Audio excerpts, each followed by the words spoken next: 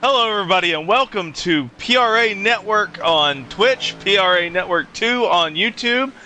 I am Justin Phoenix, your host, and alongside me is Jacob O'Keefe. How's it going, everybody? Jacob and I have been talking before the race. It's going to be a good race. Yeah, it's going to be a good race. We're going to have short track racing here at Richmond Raceway. I wanted to make sure to say that right because they did recently change the name of this track from Richmond International Raceway. It's just Richmond Raceway now. That's a tongue twister for some reason. Jacob, what's your thoughts on this race going into tonight? It's going to be a heater, my friend. Our standings have tightened up over the last week. Things shook up last week. A lot of people were down places, so we've got a lot of drivers that are looking to take that top spot, that's for sure, and I really hope this race tightens up much more. We saw a lot of drivers fly off the grid last week, unfortunately, and Chucky Walden, for me, is one to watch. I hope that guy has a good race tonight. He was not feeling it last week at all, and I want to see him stay on that lead lap the whole way around. Yes, sir. Chucky Walden, speaking of which, has had some really bad luck in every race up to this point. So it's been rough for him. He's had incidents that were his fault. He has incidents that weren't his fault. So let's see if he can keep it clean tonight and get a good finish. We are short track racing, and that's more up to his style. He is a dirt track racer in real life. So this would be more of his style. Maybe it might offend him well a little bit. Funnily enough, this was actually a dirt track at one point, and I'm pretty sure the inaugural race that was raced here was actually raced in the mud. Yes, it was. So maybe Chucky has a blessing in disguise here. Yes, sir. We are in Richmond, Virginia for tonight's race. The Commonwealth of Virginia. Richmond Raceway served by the Interstate 64. I actually live by Interstate 64, so I'm about 5 hours away from that, though.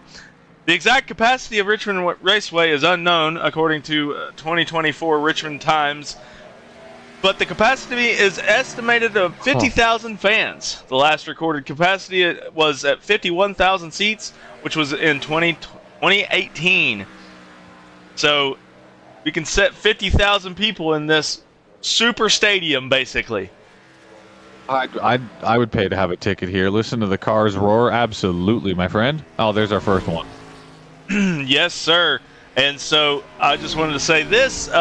The last time we were ever at Richmond in the PRA iRacing League was almost 2 years ago now in the SimPulse Legacy Truck Series. It was the second race on the schedule, and it saw Zach Saunders lead every lap, 160 laps that night, to win his second race of 3 that he won that season.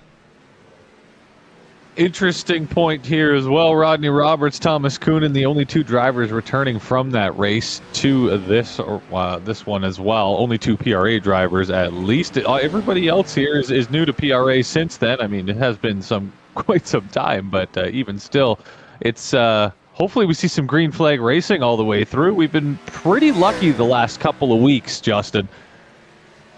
Yeah, we probably will see a couple more cautions at this racetrack. I mean, that's to be expected in short track racing.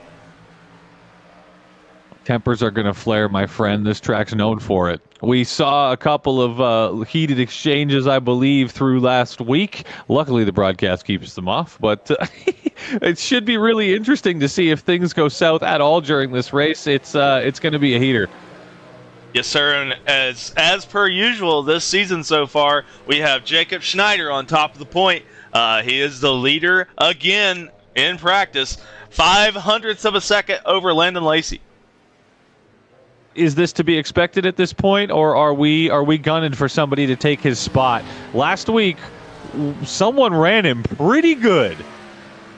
Yep, that was Jerry Hendrickson. He actually led 31 of those 100 laps last week in exchange in the first part of the race. But after the tires wore off, Jacob Schneider took over and set sail, and nobody was able to catch him after that. I'm hoping to see Landon Lacey stick up real good in this race and hold the spot. He was a sleeper in the first two, and last week, unfortunately, things just weren't going hot for many people on the track. It threw people off, and I think it was just that old tarmac layout. People weren't expecting it to throw them as much as it did, and it really had an impact. It did. The tire wear off at Michigan is pretty insane, especially when those were riding the high line. Definitely would burn tires faster. Even though it was the faster line, it'd burn your tires out faster. And we're going to see again in this race, late runs are going to see some tire wear. So there might be some pit strategy. Unfortunately, we won't have J.D. Biddle in tonight's race, so his pit strategy won't be on display again. It could have actually went in his favor tonight if he was able to make the race.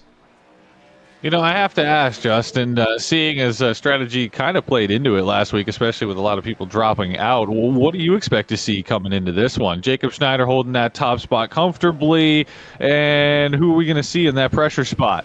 I think Landon Lacey's going to give him pressure this time. I spoke to Jacob a little bit before the race, and him and Landon are in the Discord together in a chat, and so they're wanting to race each other pretty hard. Jacob was debating on taking an EOL to start this race to make it a little more interesting, but Landon was like, "No, I want to beat you outright. I don't want a head start." So I think we're going to have a normal start with no EOL. We might see it. I don't know. I'm not the official of the race, so we'll see what happens. See if he requests that or not. I hope he doesn't. I told him not to. I was like, "No, dude. I think you should." You should race to the best of your ability. Finish this season out hard. I mean, you've went all this time so far going full throttle. Might as well just keep doing it. Absolutely. Finish all the way at the top, man. And if Landon's already there, look at how close he is in practice. He might as well. Don't take that. Don't take that disadvantage willingly. He's already right there. And we know things are going to shake up come, what, lap 15? Yes, sir. Yes, sir. And with that, let's take a look at the points standings. Right now, Jacob Schneider is the points leader, 75 points over Thomas Coonan, 115 points over Daniel Blanco, and J.D. Biddle was 140 points out going into tonight's race. Those are the four realistic contenders for the championship if Jacob Schneider wins another race. But if he does not win tonight, if he actually finishes 5th or lower, Thomas Coonan could have a chance to catch back up in the points. Barring catastrophic failure, that's going to be real hard to do. But I will say, if Jacob Schneider loses the spot and things start to get tough and everybody starts to jump at that moment, things could get real interesting real quick. I really hope we see some shake up in the standings. I'll be honest, I'm definitely a guy who likes a good old-fashioned rivalry that's respectable on all sides. So I hope we see something here. I just got word from Thomas Coonan himself that he's doing a new driving style tonight and will be likely slow off the line, and he's trying a new angle to beat Jacob. So we'll see. We'll see if that actually helps him. Jacob Schneider has gotten into the head of all these other drivers. I'm wondering what the style is. Is it like if gap car, or does this guy have an essay on monitor 3? You know what I mean? Insane amount of fuel calculators, or is this just like one line hero? Yeah, so that's one thing that Jacob was talking to me earlier. He says he knows that he's gotten into the head of these other drivers. He complimented Thomas Coonan and his skill. He said, he knows that he's gotten into the head of the other drivers, and they have been driving really hard to try to catch up to him and making mistakes because of that. So maybe with this strategy change of Thomas Coonan that he just told me about, we'll see. We'll see if that makes a change late race. I'm very interested to see if someone takes the spot. Jacob's been unmatched for, correct me if I'm wrong, 16? Yep. In a row? 16 in a row on Monday nights. He has lost races in other series. He raced last night in the Hobby Stock Showdown, and he finished second. And he's raced in the IndyCar series for the entire season last season and won the Oval Series, the Oval Championship. But he did not win the Road Championship and didn't make all the races either. So He's not undefeated entirely, but he is undefeated on Monday nights in the short tracks and oval racing. It just takes an extra set of skills to be able to be that consistent in one thing. I mean, Jacob's very, very, very talented, and last week was the first week I thought someone was going to take that spot. It's really good to see we've got more names coming up to really try and give him that pressure. We should see things, really start to shake up on a short track, man. It's going to be really exciting. Yes, sir. And I just wanted to point out, with the stats and standings are still on the screen, Daniel Blanco is third in points and has 0 podiums. So I wanted to give honor where honor's due. He's got a good average finish going into tonight's race. So, he's finished fourth basically every race, I think. So right outside of the podium. And if he could get a good break, like let's say Jacob Schneider and Thomas Coonan take each other out, and someone else wins the race, that would shake up some things. And I just wanted to also point out that Jacob Schneider has led 359 laps of the season, and everybody else combined has led 100. That's a little bit ridiculous. That's okay. Can we get nitrous in someone's car? Nitrous in all the other 13 cars? Yeah, let's do that. Practice has just ended, and they are going into qualifying. I'm going to step away for just a moment and give you the reins for during the qualifying session because I need to take care of something. I'll be right back. No problem. How's it going, everybody? It's Jake O'Keefe. We're here at Richmond Raceway. I hope everyone's ready for a pretty exciting race this week. We've got expected Jacob Schneider in first place here starting off, and I really, really hope to see someone take that spot. Last week, we had someone come up around 31 laps, and the pressure was on real good. Jacob felt it slipping a few times, and things got really, really hairy, and hopefully we see someone keep that on this week. A couple of really weird things that I was reading about Richmond on the way in before this race. Now, this has nothing to do with racing, so I hope you guys are ready for that. Now, at least the first one doesn't. Richmond actually used to be a strawberry farm, which is kind of weird. Makes no sense. We're now a racetrack, so rest in peace to that. But fortunately, we have a couple of really interesting things. In 1988, this track was rebuilt, and it wasn't just rebuilt with contractors and people that didn't really matter. It's the most winning driver at Richmond of all time, Richard Petty. He actually personally came through with a dozer and tore down turn 4 and kind of helped shape what the track is today. It was rebuilt in 88, and it was the fastest rebuild of a racetrack so far to date. It took them around 7 months to put up what we've got. Bar 50,000 spectators. Thank you, Papa John's in the back there, for doing your thing, Xfinity, and who you are. And hopefully we see a lot more races here. Things are going to be really good. We got about 3 minutes and 15 seconds till the Gen 4s start roaring around the track. It's going to be a heck of a lot of fun. Like I said earlier, expected to see Jacob Schneider up in first place for that start position. I'm kind of excited to see second, third, and fourth.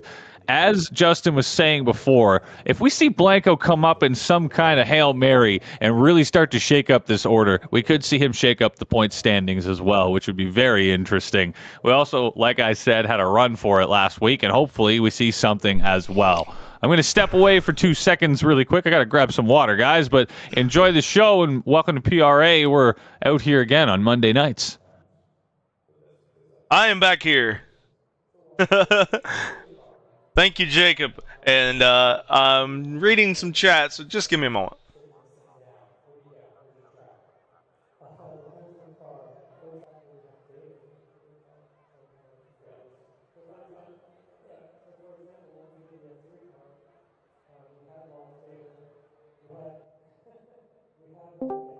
Cody Johnson, your in-race reporter for tonight's race, and I wanted to pull you in here and get your thoughts during qualifying.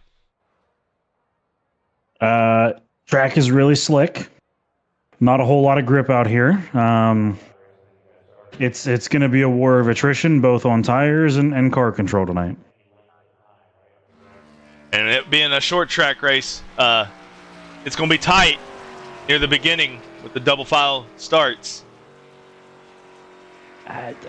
Racing around a couple guys in practice, everybody was giving each other room. There really wasn't anybody pushing the issue. I think we're all driving the same thing, so we're all feeling as uneasy as everybody else is. So I think you're going to see people give each other room tonight. I don't think that's going to be much of an issue, but it's still a small track, so one guy makes a mistake, it's going to affect 6 people. Yes, sir, and it's just great to see the PRA car back on the track again since Daytona. We almost didn't. I couldn't find the file for it to load it back up, so it was a little sketchy there before I got on. My favorite paint scheme on the track, not because it's a number 13 car for any reason, but the PRA logo looks great on it, and yeah, I appreciate you running it. Yeah. Got to represent, you know? What kind of finish do you think you'll get here? I'll be lucky if it's not dead last. My goal tonight is don't hit anybody and don't embarrass myself. That's my goal tonight. I am not comfortable. I ran a bit of practice. It was at Saturday night, I guess, and felt pretty good. Was running good times, and I was faster than what I was in practice tonight and qualifying tonight, but I don't know. I just don't feel comfortable right now. I don't know why. It might be the pre-race jitters. Get all those out before the race starts. Could be. I'm just out here burning off what little fuel they gave me in qualifying, so we'll see what happens. All right, man. Well, good luck during the race. We'll be rooting for you. Hope to see a podium at least from the PRA car. Hey, I out-qualified Jacob. I don't know what happened, but I did it. We'll take that. All right. Well, good luck, and we'll see you probably in the middle of the race, so we'll talk to you a couple times. Sounds good. I'll be here. All right. Good luck, buddy. Thanks. That was Cody Johnson, Below Average Gaming in the Discord. He's one of our board members, and I do believe he is the only member of the team board actually in the race tonight. So that's a surprise. And so we're back. Sorry about that. No problem. I did a little bit of an interview with Cody Johnson, one of the PRA board members, with the number 13 PRA car, my favorite paint scheme out there. Oh, let's go. It's the first time he's been back since, I think, Daytona, if I'm not mistaken. I don't remember him being in Atlanta, but he might have been. We are post-qualifying here, Justin, and am I to hear that Jacob qualified 4th? I think so. He heard me. It's the only solution. Yeah, Landon Lacey got the pole position. Let's see here. Landon Lacey on pole. Daniel Blanco outside pole. Kyle Sosnowski in 3rd. Thomas Coonan in 4th. Cody Anderson in 5th. Dylan Davis in 6th. Jerry Hendrickson in 7th. Cody Johnson in 8th. Jacob Schneider in 9th. David Nannon in 10th. Chucky Walden 11th. Shannon Milliken is in 12th. Jeremy Poole in 13th. And Damon Pacheco in 14th. Yeah, so Jacob Schneider qualified 9th. I think that was intentional. I'm just going to say that. I'm just going to say instead of taking the EOL, he just took an easy lap around the track is what he did. We got that replay somewhere? What is this? We can actually pull that up. Let's see. We're going to go to Jacob Schneider and see here. We'll rewind it back. If he just lost it. He's usually pretty good.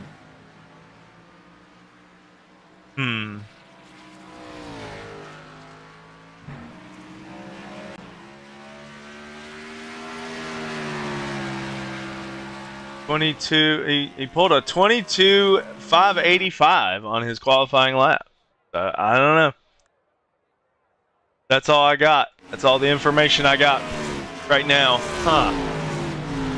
So, warm-up session. Most of the time, these guys are just going to come out here for a 5-minute session and get their tires warmed up, get their line figured out.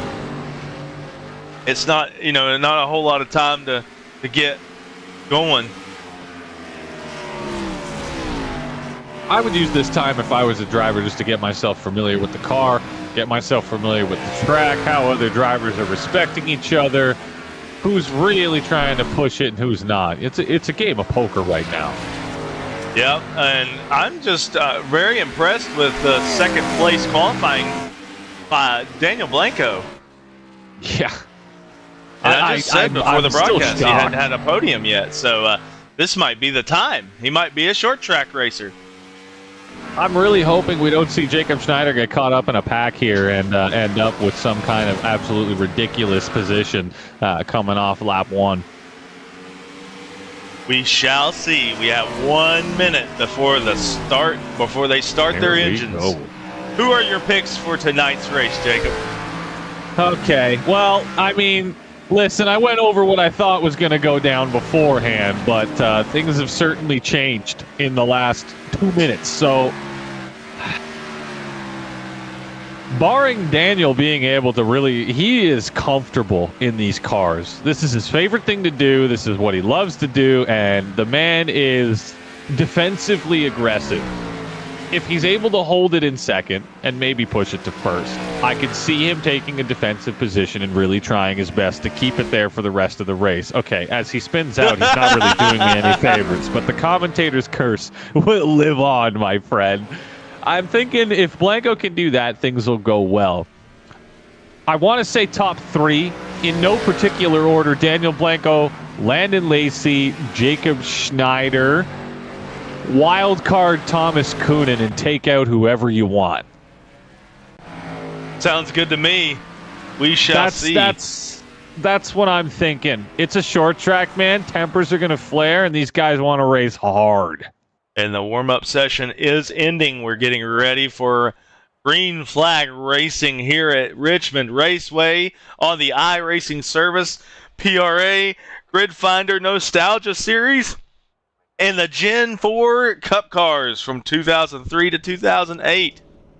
And on the pole, we have Landon Lacey and Daniel Blanco. You take P3 and 4. Just taking a sip of my water. We got Kyle Sosnowski in P3, Thomas Coonan, P4. P5, we have Cody Anderson. P6, we got Dylan Davis. 7 and 8, Jerry Hendrickson. See, I didn't do it there. Cody Johnson in P8. Jacob Schneider in the very surprising 9th position, and David Nannon in P10. P11, P12 loading up. Chucky Walden really hoping to have a good race this time around in P12 with Damon Pacheco in the 44. Shannon Milken P13 and Jeremy Poole P14, and that would be the last place car. We got 14 cars in the field tonight. I don't think Shannon Milken's actually racing. And we got 2 out coming around here on the safety car. Yep, so now we're down to 12 cars to start the race. This is going to be a really interesting tight-packed race if these guys keep it close.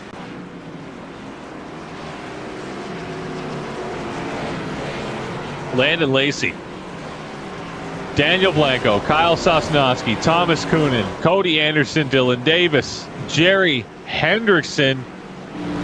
We got Johnson, Schneider, Nannon, Walden, and Poole. Man, that 77 car looking mean tonight. I don't know what it is. Yeah, I want to give a shout out to Thomas Coonan. He's the one who painted that car for Jerry. That's really cool. That's Rev Limit Workshops by Thomas Coonan. We appreciate his work here in PRA. He's done a lot of our logos and stuff. So, yep, shout out to Thomas Coonan for that in the number 18 car. That's kind of funny. Genuinely not a plug. I had no idea.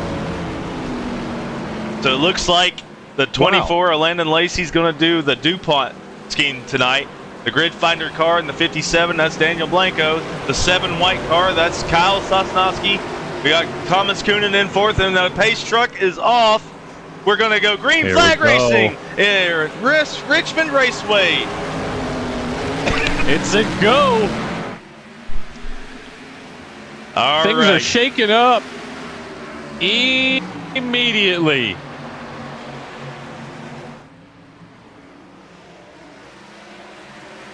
Coming down the back stretch for the first time tonight. Landon Lacey just blinked. We got Dylan Davis up there on the high line. Caution! There's a caution. It's Cody we Johnson. Got a caution already. It is Cody Johnson. Let's go see what. Oh no! Let's go see what took place there. The PRA car might be out. That's no good. Oh! He bumped the inside wall. So let's. Yeah, that hurt. Give that a little bit more of a. Let's rear chase that one. Looks like he spun coming into the turn here and just got. I think he gunned it coming right out of the turn. Apex. Yeah. Oh, he smashed up that front end. That's not good. There's the front end damage on that car. Yeah, he's gonna have to pit for that for sure. That is unfortunate for the PRA car. Right off the start of the race. That is not good for the PRA car, Cody Johnson. Hopefully he's not in there too long. We don't have fast repairs out, so it's gonna be. It's gonna be really tight here. Hopefully the caution lasts long enough that he's able to get this out. Yeah, so there's no fast repairs in this series. That's one thing that some of the drivers have complained about. I will just say that live. So it might be something we change next season to just give them a little bit more of a cushion. I mean, incidents like what we just saw can happen. So, you know, we want to keep the racing live. We want to keep the racing good. We want to make sure that everybody's able to have a chance. And, you know, Chucky Walden's been involved in an incident in every single race. And if he had a fast repair, might have been able to get back out there and still race with them. So, you know, next season, we might tweak some things. We don't know yet, but we'll see. We're going to do a poll in the Discord with the drivers to see what they want. And so... It's a controversial topic, Justin. Like anything in sim racing, and sim racing in particular, it doesn't matter where you go, man. People are passionate, and they're passionate about what they want. What they want is to get out on the track and have a damn good time. And fortunately, that means sometimes rules are bent or things are changed. And, you know, it's better just to take a vote for these guys and just make sure they can figure it out themselves. I've been in this situation, you know? I've been in a development league where we debated the topic of fast repairs having unlimited 1, 2, 3, 4, and it takes time. I'm not the most comfortable sometimes in certain setups. I'm learning open wheel as I'm more comfortable in sports cars, and these things are just, each one is so different, man, and you got to respect these vehicles. It really is, it's an art. Yes, sir, and I just wanted to point out that Cody Johnson was able to get in the pits and out of the pits and stay on the lead lap. We're going to go green flag racing this time by. The lights are off on the pace truck. There we go. Look at these Verstappen guys just out here whipping. Look at them go. They're like snakes. Of course they tighten up right when I say it. We're getting ready to go green flag for the first restart. Here we go. We've had one caution so far in 6 laps. That's the fastest we've ever had a caution in this season. Yeah, that was genuinely the quickest one I think I've seen in my iRacing career so far. Right now, Landon Lacey is holding the lead over Daniel Blanco in the grid finder car. Yeah, I'm taking a look at these standings here. There's it looks like 4th and 5th have quite a bit of a gap, but these top 4 guys are staying really, really quick, really tight. Jacob Schneider in 5th. Yep. He just I'm wondering passed what Cody the Anderson. strategy is here.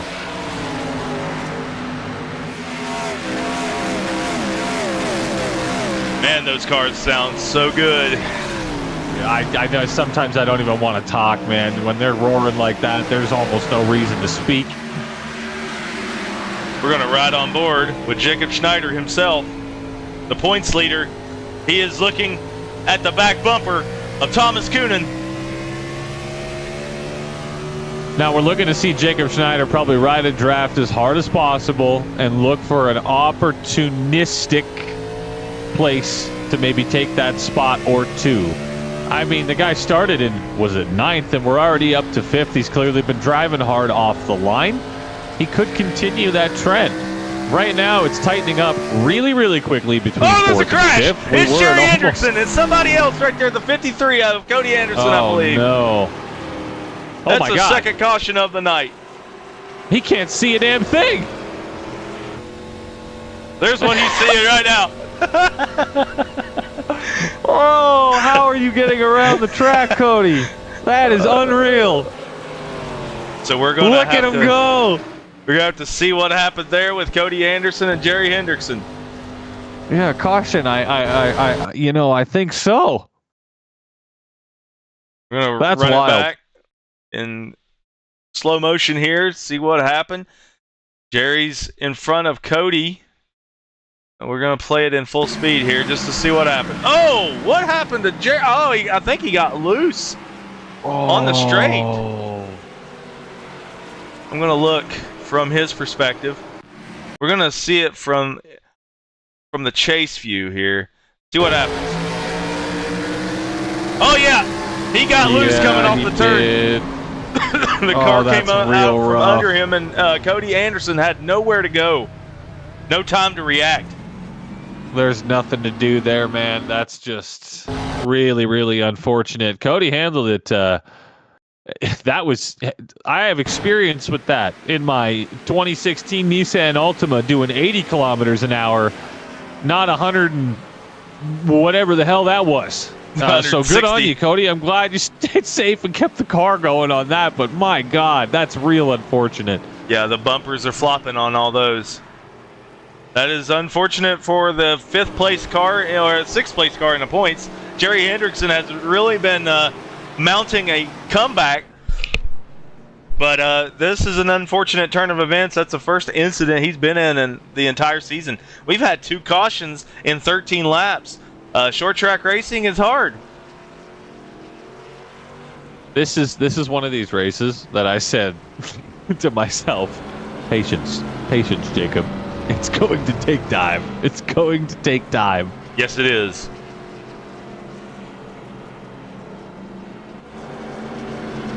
The caution is just rolling. 2 cars in there repairing, I'm assuming. Are they both back out now? Or just Cody's in, actually? Yeah, I don't know how, but somehow... Oh, no, there he goes. On the board, Chucky Walden has led a lap. How did he lead a lap? That's... I don't know. I have no idea. But right now he has 1 lap led. Sometimes iRacing does iRacing things. I'll but take he is it. in third. He gets a bonus point for that. I'll take it. Daniel Blanco in the Grid Finder 57. That thing also looks really, really mean. Yes, sir. It's got the a little bit of a throwback to the DEI paint scheme with the stripes on the side. You look at the number 1 of Steve Park, the number 8 of Dell Jr., and the number 15 of Michael Waltrip. Their schemes were very similar to that. And the pace truck is off. That was 2 cautions so far in 14 laps. We got 175 to do them. Green flag. Listen, fortunately, they were not as fortunate this go. Jerry and Cody still pitted. Yes, sir. They're both going a couple of laps down for this, at least. Sometimes looks like Chucky might have got loose there. He did on the line there. Yeah. He's having a little bit of trouble here holding that thing in. I mean, listen, it's not like I can talk as if I could do any better. I took this thing out for a spin. It took me about 30 seconds to send it into a wall. There's no way. That'd be me. I do the same thing in these cars. Listen, you give me a Miata, you give me a GT4, and I'm good to go, but I can't do it. He's dirt tracking it. He's dirt tracking it. The 7 of Kyle Sosnowski really checked up there. Yeah, he really wants around him, and I think he's going to take an opportunity here to try his best to do it. But he might end up losing it. Oh, boy. That's not good. Yeah, Walden just blinked in the middle of all that. We are bunching them up. You got Thomas Goonan on the outside. You got Kyle Sosnowski on the inside. And Oh, Chucky that's is in the scary. middle, and he's blinking. That's not That's good. real Let's watch scary. out. They're Oh, nearly he pulls 3 it wide. right up in front of Thomas Coonan. Oh, God. That was This really is good close. racing. Nearly 3 wide coming in, man. Kyle Sosnowski gets the third place over. There's a 1X. David Nannon just got a 1X. Let's watch Oh, and see. no. I think he actually hit the wall hard because he is slow right now. Let's check it out. Let's see what's happening. Yeah, David's car looking like it's really struggling. Yeah, we're going to see here. We're going to see. Let's take a look at what happened.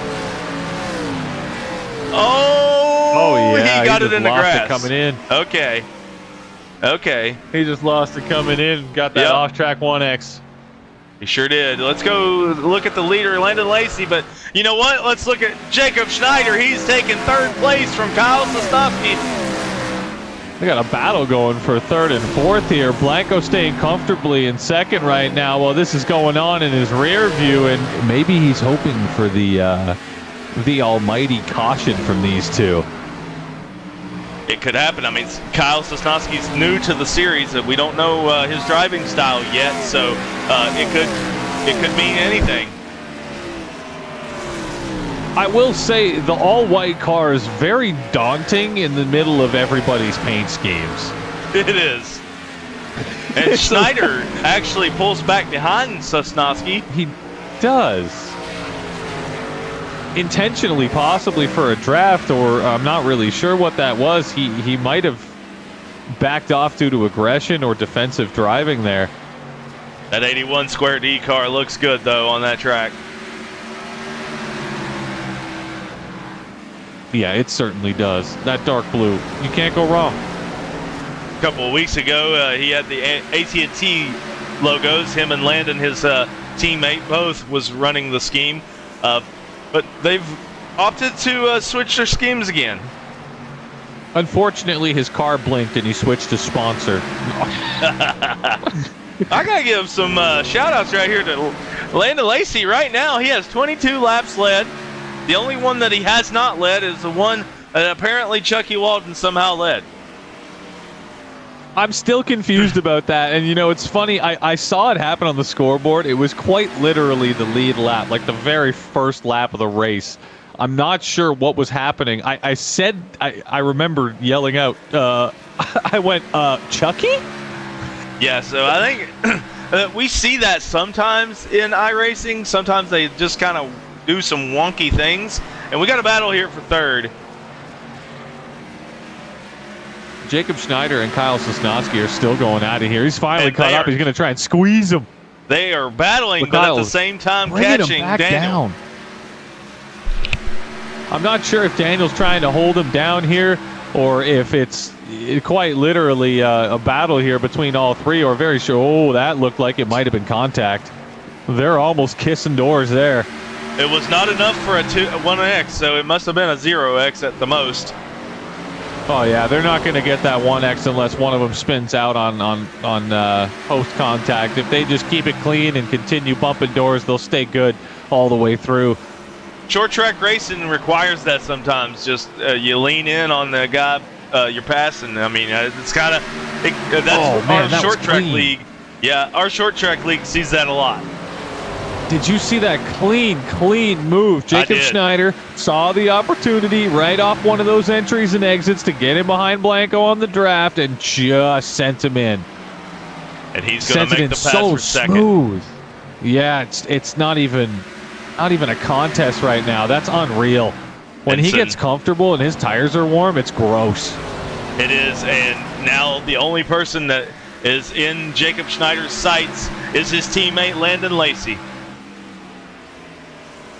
Daniel Blanco, I think, is he alone out there tonight for Sunset? Nannon is out there. Well, he's out of the race, I guess. No, he's not out of the race. I'm sorry. He's in ninth. He did hit the wall. Oh, he spun out earlier. That's right. I'm having a memory lapse. I'm sorry. No, don't worry. So am I. I forgot who was on which team. Yeah. Sunset Bend, I don't have it right in front of me. It's just Blanco and Nannon out there now. His other teammates are not here. They were all in show at Daytona, that was for sure. This is going real quick. Already up to lap 32, and the race is gone. The action's been a little bit ridiculous. We've seen Jacob Schneider come up from 9th to 2nd, and the only person in front of him is Landon. Yes, sir. And you got Thomas Coonan, who said before the race that he was going to have a different strategy to try to outsmart Jacob Schneider. But he's going to have to get some speed right now. Oh, he's going to come way outside on that turn. Yeah, way wide there. He looks like he came in a little bit too hot and really didn't have the grip to take it in as hard as he wanted to. And so there's the 3 cars of Daniel Blanco, Thomas Coonan, and Dylan Davis. Dylan Davis, I got to say, I love that Castrol GTX paint scheme is one of my favorites in all of racing, and it has never made an appearance in NASCAR Cup Series in actual NASCAR racing.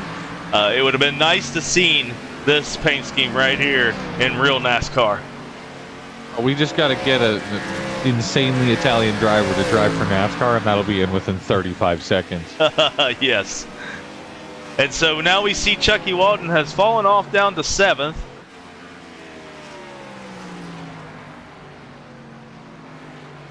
Those tires have burned up for him really quick. And we see Jerry Hendrickson is 22 laps down, but he has made it back out on the track. As long as I see Chucky Walton with minus and a number with seconds and not laps, I'm a happy man. Yes, sir. Right now, that guy needs a stroke of luck. And if something happens up the front, he could be blessed real well for this race. He could be. And Jacob Schneider is now closing in to 2 seconds on Landon Lacey. We're going to go through the field Daniel here. Blanco, I'm really hoping to see Daniel Blanco catch up here to Kyle. It would be nice to see him finish in a top 3. Yep, he hasn't gotten a podium yet in the entire season. And, oh, Chucky's pulling down. What's going on with Chucky? Whoa. Not sure what's going on with Chucky here. Almost hit the wall. Is he just pulling it in? He might be. He has not pitted yet. There's only 2 other cars that haven't pitted, Landon Lacey and Daniel Blanco. And we see Landon right now is still a 2-second lead over Jacob Schneider. This is the first time anybody's got this big of a lead over Schneider. Because even when Jerry Hendrickson had the lead last week, it wasn't that big. He keeps closing 10th after 10th every single lap, and I can't get that out of the back of my head, no matter how hard the lead is or how big it is. It's just watching the guy drive and looking and focusing on one thing for 3 seconds. That was real close. Oh my God. Yeah, Jeremy Poole just pulled it into the pits.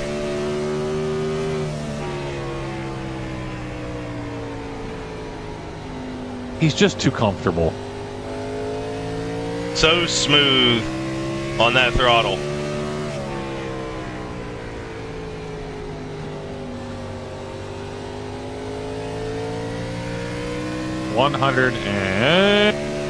What is he topping out at during these straights?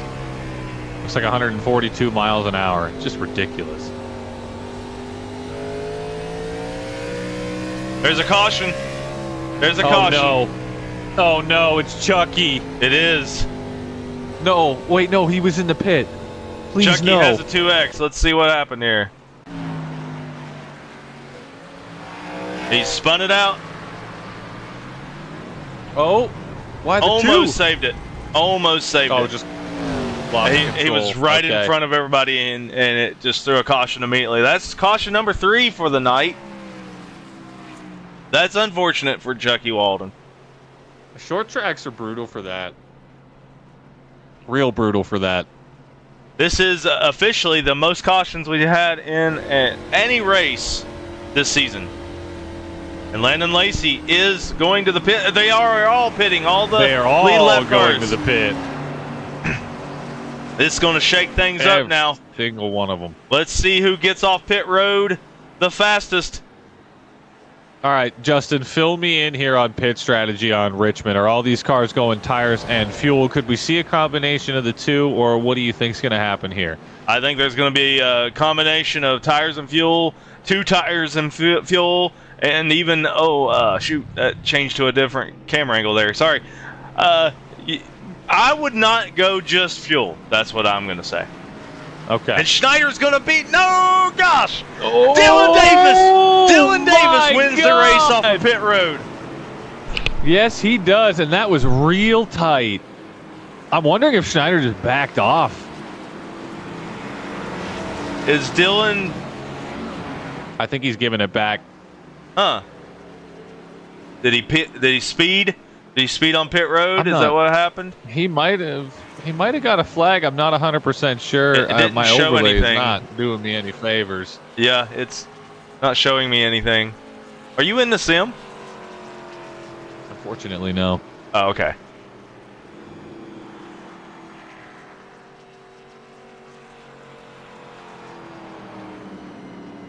Dylan's just taking it real easy around these corners, but obviously we gotta. I'm wondering what he did there.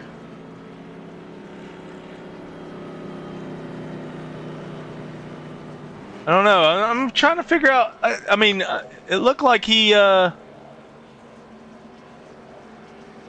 beat him off the pit road, but sometimes Windows likes to be stupid and pop a window up on a different monitor than I even had it on. So I apologize for that. Oh, sometimes the officials give me messages during the race, so I look and see what they got to say. The admins of the race didn't even know what happened there to cause that caution. Oh, they didn't realize Chucky spun out because he was already reset by the time they cut around. Yeah, it's a good thing that he did, because Cody Johnson, I think, was the next car coming, and he would have T-boned him coming around that corner. And we're getting ready to go to green flag racing again after 3 cautions. That truck pulled in, and here I can't hold it that long. Go! Green flag! Schneider won the race off pit road. And it looks like Jerry Hendrickson got a black flag for some reason. Wow. Jerry must have got caught speeding out of the pit there. That's really unfortunate. He's already 21 laps down. I don't think he can really afford many more. I think the admins cleared it. But guess who's leading this race?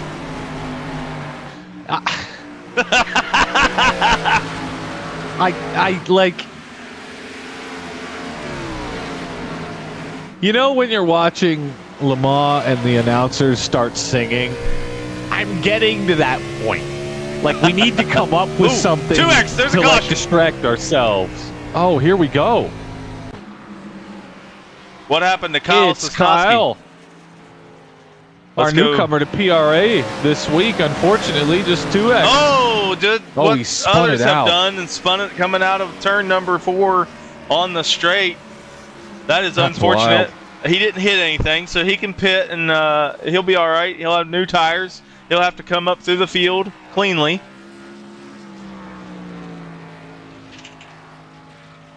That's really unfortunate for him. That sucks.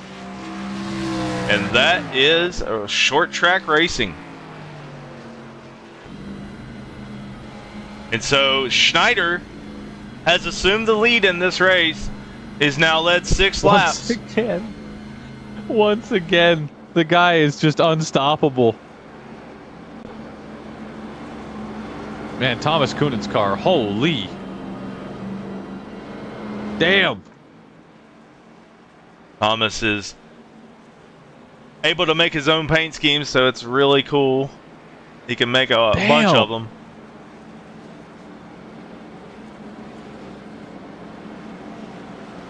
So the running order for this time will be Jacob Schneider, Landon Lacey, Thomas Kunin, Daniel Blanco, Cody Johnson, David Nannon, Dylan Davis, Kyle Sosnowski, Jeremy Poole, Chucky Walden, Jerry Hendrickson, and Cody Anderson is out of the race. That's really unfortunate for Cody. He got taken out early and just decided to sit. And I get it. The frustration hits. Damon Pacheco started the grid but did not start the race. So he will be scored in last place.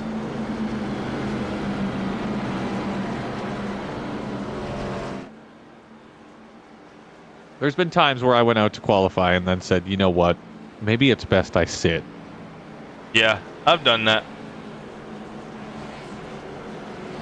It's better for everyone. This is already as hard as it is. The quality of the field right now is it's ridiculous. We've got guys all the way up in mid 7K, I believe, out in the field right now, and we've still seen 4. Yes, sir. Jacob Schneider is a 75-78. That's his rating. The next closest to him is Thomas Coonan at 42.65. And I'm sorry, Landon Lacey at 42.65. Then Thomas Coonan at 41.99. Unreal. That top 4 group, man. I didn't even notice. Kyle Sosnowski is at 44.17, so he's actually second place on the ratings. Wow. My fault. I didn't see that. Sleeper. Yeah. Newcomer to He's PRA, making his but way. he's obviously not a newcomer to iRacing. Absolutely. He knows what he's doing. I can tell by the way he was just unfazed by racing right next to Jacob, door to door, smacking him around, taking that, and really racing hard.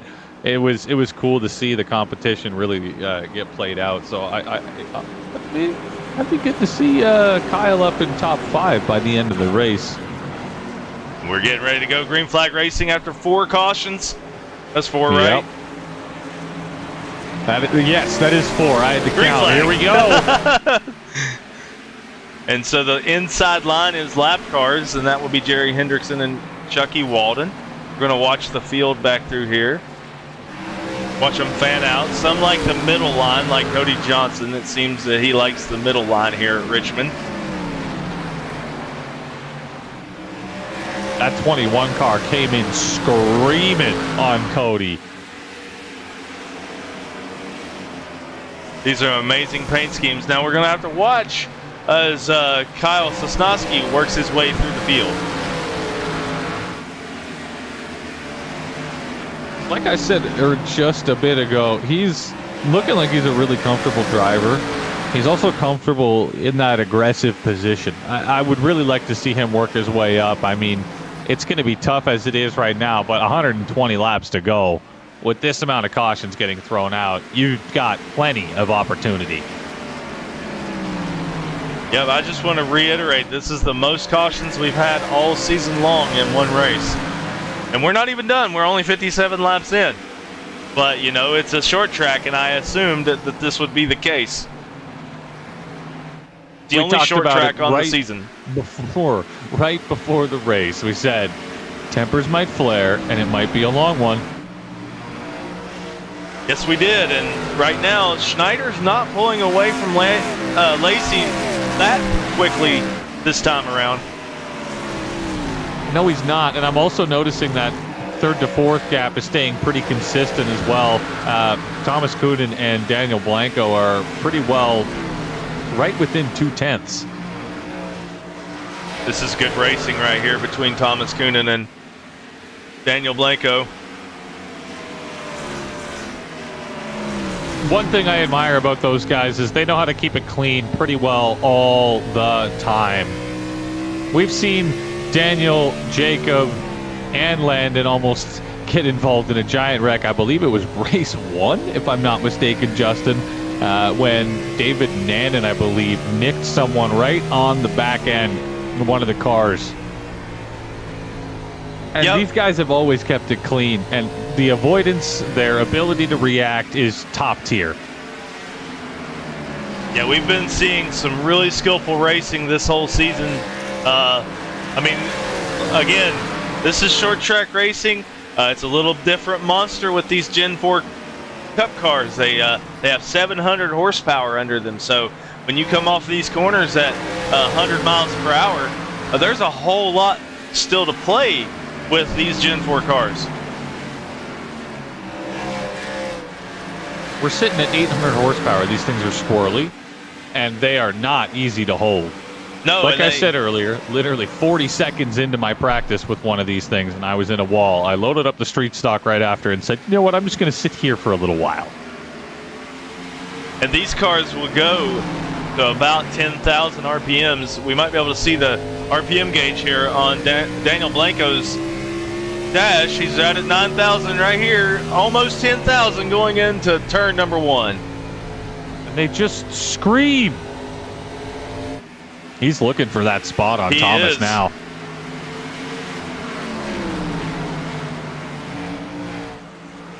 He really, really wants to take that. He's been really aggressive about it all season. He's been consistent in 4th place, and you know he's hungry to take that podium this time around. He wants those points, man, and I would too. He's got Jerry Hendrickson on his bumper, and even though he's lapped car, I mean, he's still at play here, and he could slow Blanco down a little bit, trying to get to the bumper of Thomas Coonan. If whoever's behind Daniel here, it's Hendrickson, Hendrickson decides to just kind of sniff on the outside rather than sit in the draft, he could theoretically slow down Daniel's car and actually be more of a trouble to him than he is any good. Yes. I think that's actually what's happening. Because Blanco was right up on the bumper of Coonan there for a moment, and right as soon as he was, Hendrickson got up close to him, and it took the air off of his spoiler.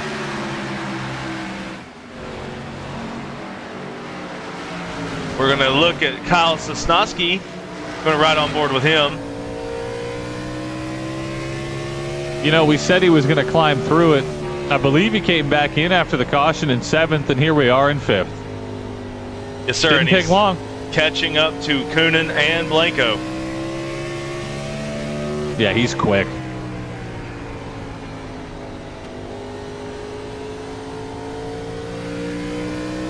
You can hear in the distribution of the car as he's going through. He drives like Jacob. It's very similar. Yeah, it would have been nice to seen them battle a little bit. He got squirrely and spun it out. I mean, if he keeps this up, he's got 107 laps. Maybe. He does. We still have plenty of racing to go.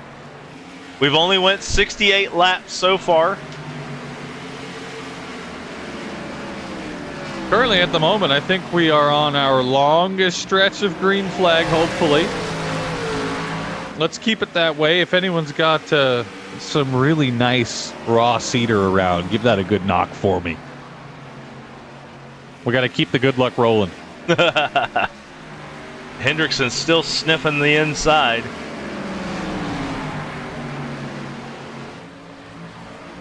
Blanco's just comfortably there behind Coonan right now. That's unfortunate for Blanco. He's probably cursing Hendrickson out in his mirror, looking at him in P11 going, "Why are you here?" Because he deserves to be there. He got taken out earlier. I mean, he was the one who spun out, but, you know.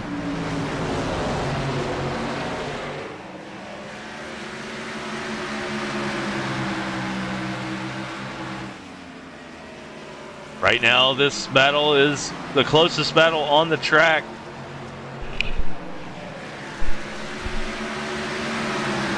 Because Snyder has pulled to an almost second lead over Landon Lacey at this point. You know, it genuinely baffles me.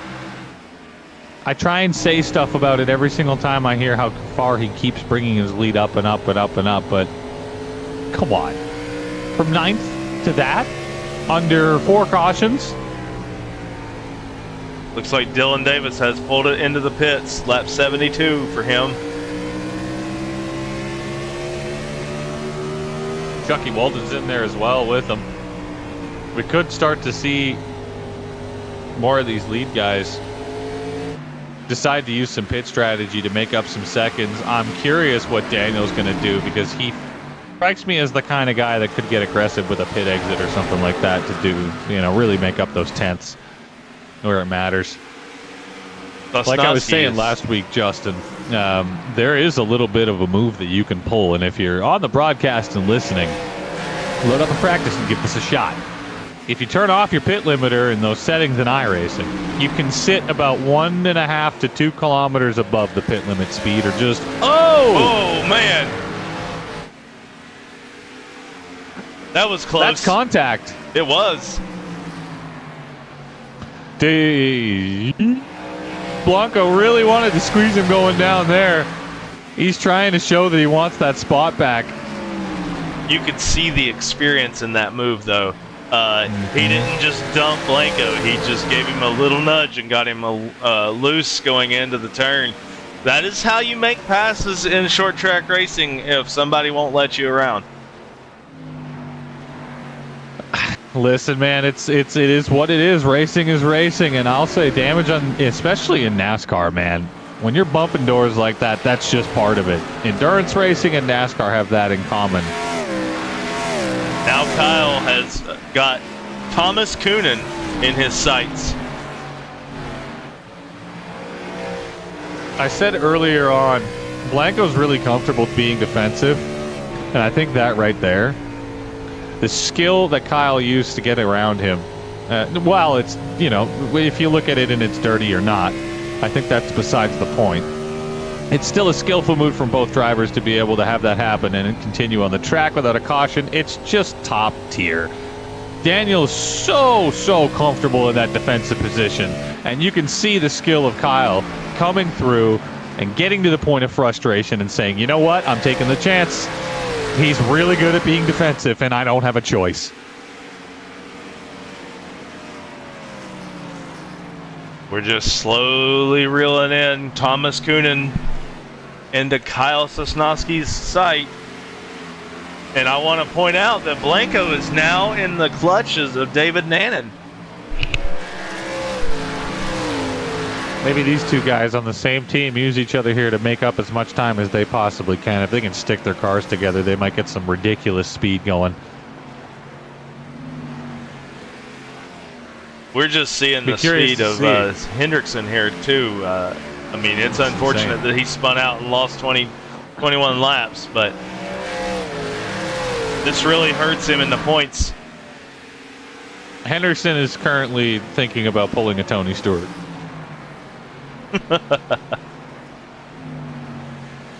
Well, let's hope not, because he is several laps down, and that would be some penalties being brought out.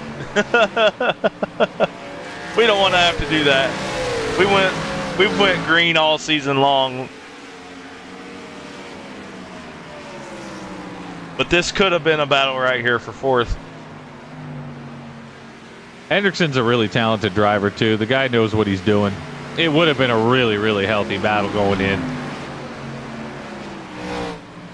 I have to say, I made fun of his car at the beginning of the broadcast. I don't know if it was on there, but I'm pretty sure I said Kyle Sosnowski's car looked like a Kleenex with marketing on it because it was just so white. But those white walls are...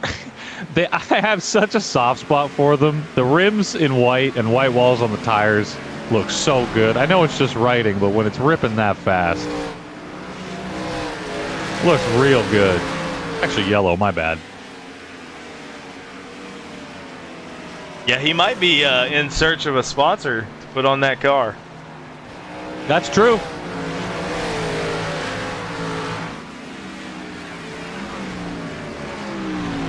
Right now, we're just in the middle parts of the race. Everybody's driving their lines. This has been the longest green flag run of the night with 4 cautions so far. The most all season long, and it was to be expected in this race. Just on the topic of flags and us going green for this long, I'm going to mention a flag that we will not see in this race, and unfortunately we will never see in an iRacing race. The Reds. Justin, I'm pretty sure I mentioned a wicked fact at the beginning of the race about a red flag at Richmond. Yes, you did. Tell us about it. 2014.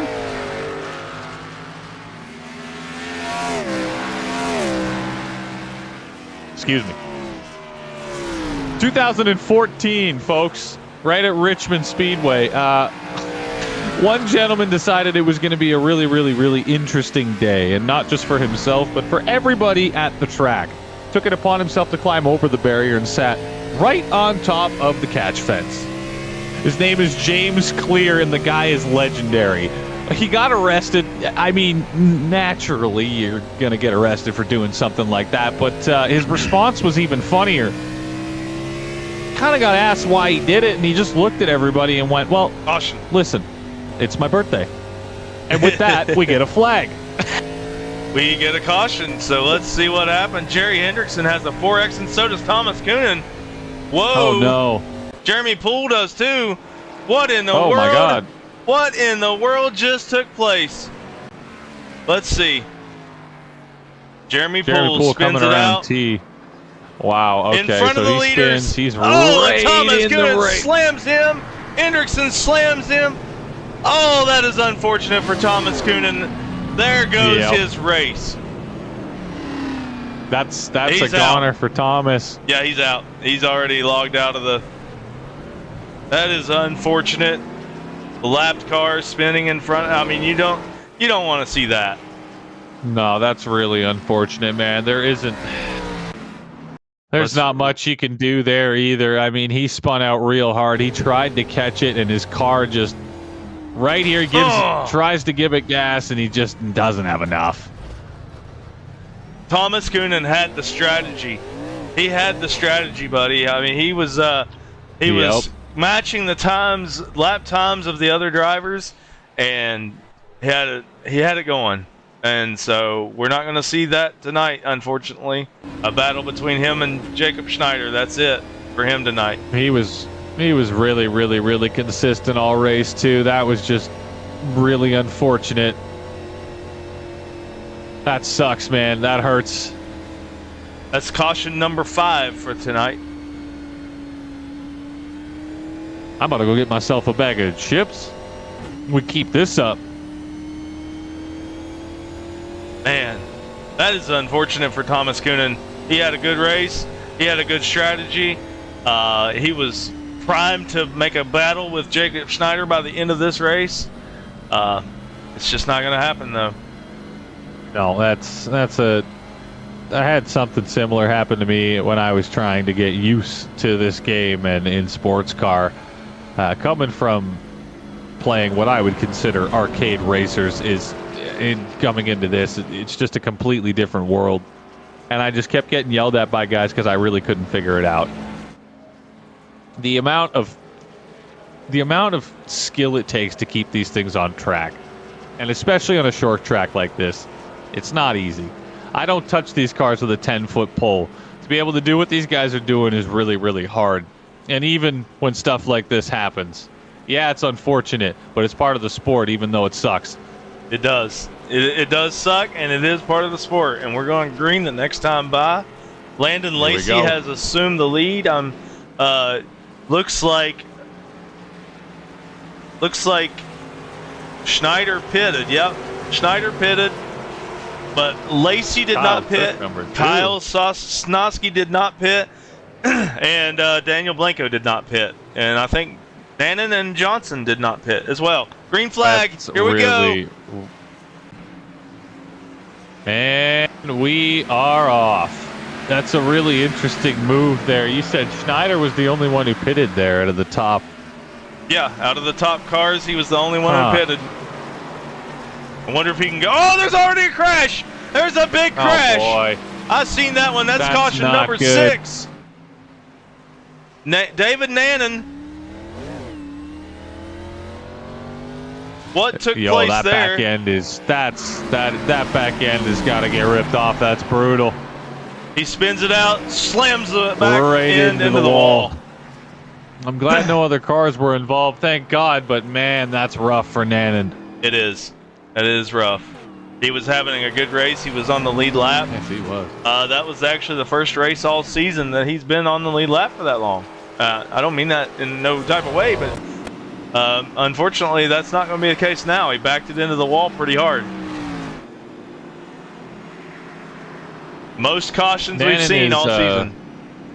Nannon is also the teammate of Daniel Blanco, so that's going to be really unfortunate for Daniel as well. I mean, with your teammate on the lead lap, you can really start to play some really good strategy. And fortunately for him, Nannon's going to have to get a little bit spicy to be able to help his team. And it looks like Dylan Davis got the lucky dog, so he is now back on the lead lap. Oh, wow. I think, yes, he is.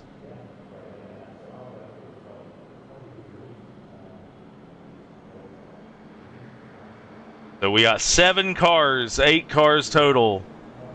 7 cars on the lead lap. 8 cars still out on the track for this race. We started with 12. You know, I knew it was going to be rough when I read short track racing, and last week was already hard enough. I knew these guys were going to have to, take a couple of days after that and probably recalibrate. That was a pretty rough race for some. And it looks like we might have another one of those weeks, Justin. This is going to be a rough one for these guys. It has been whether already. You're winning or not, man. Chucky Walden is pulling it back out on the track. 30 laps down. But still determined to finish, as always.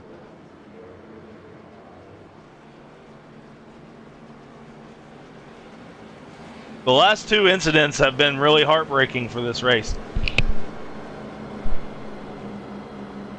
1 lap to green. Unfortunately, you can also see the temper starting to flare with the drivers too. Whether it be interpersonal or not, you can tell that frustration starting to peak. Oh yeah, there was some stuff in the chat a little bit ago.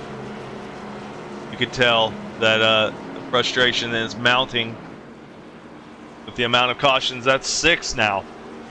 I mean, in any case, you're going to see that kind of stuff. It is unfortunate. I wish I had my sim open to see that. That'd be. Oh. We haven't had more than 2 cautions in a race all season, and this time we've got 6, and we still have 77 laps to go this time. Green flag. Landon Lacey is the leader with Kyle Sosnowski in second, rubbing the wall going into turn number 1. Schneider's already 4th. Johnson got sideways. Blanco ahead of Schneider's a stat I like to see. Let's see if... oh, nope, there it goes. The battle for second place right now. Oh, another caution. Another caution. 7 cautions. It's Jeremy Poole. I think you're going to start to see personalities boil over here in a minute. Jeremy Poole spins it out coming out of turn number 4. We've seen that happen to several people tonight. That's unfortunate. That's the second caution he's made in a row. That turn has been relentless. It's that same turn. Sliding it out onto the grass every single damn time.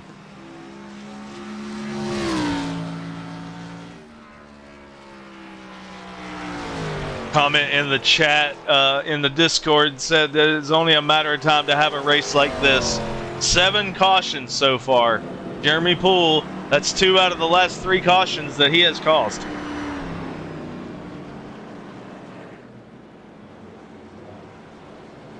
And the one major one was the one that Thomas Coonan was involved in and took him out of the race.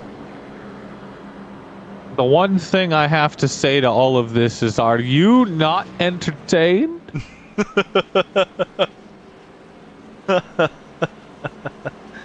Oh, yes.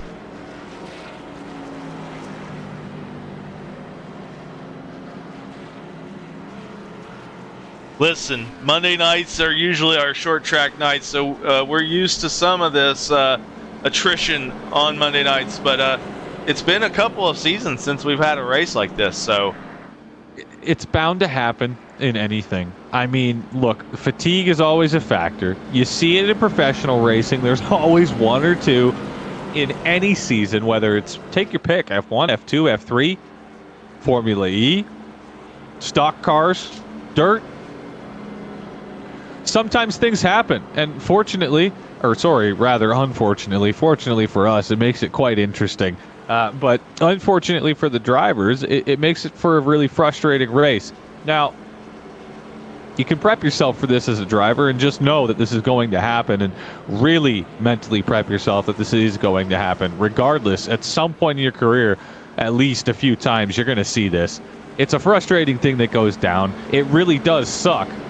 But the guys that persevere all the way to the end, that earn those extra points, look at Chucky. He hasn't had a good season. He's still there. Yes, sir. And at this point, he'll get a top 10. So. And that's what I mean. He's looking at a top 10. The guy's probably, in terms of, if we could write down frustration as a statistic, I think Chucky Walden might be winning on the chemical scale there, yeah? We could agree on that. I agree. And here he is sitting in top 10. It's consistency. It's about patience. It's about understanding. And it's just, about not letting that ego get inside your head. You got to make it to the end regardless of the outcome. Trust me, it's worth it.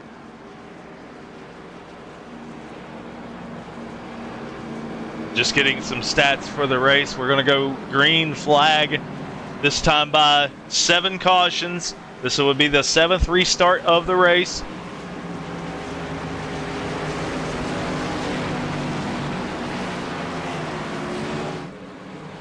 Green flag, here we go. And that's it. We crossed the line. Once again, lap car is on the inside. Those were the rules in 2003 NASCAR. Justin, I'm just going to refill my water here off this restart real quick. Keep the people entertained if the cautions cannot. Jacob Schneider's looking to the inside of Kyle Sosnowski. Here we go. He's going to take second place, looking at the lead again.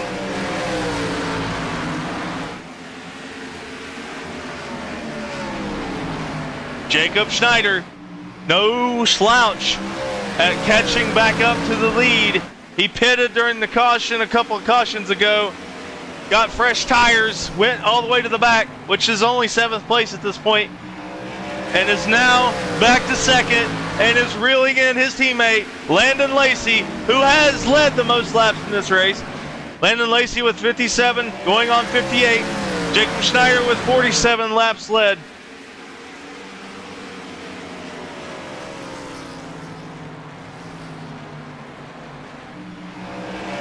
We're going to ride on board with Jacob Schneider as he tries to reel in the leader. He is 0.4 of a second off of Landon Lacey. Going down into turn number 3, coming out of turn number 4, coming to the start-finish line with 67 laps to go. We're on lap 109 of this race.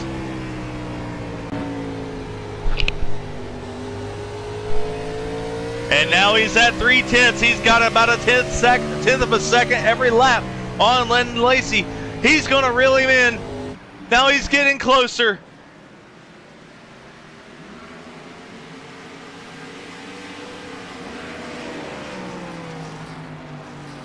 Jacob Schneider's looking for championship number 4 in PRA.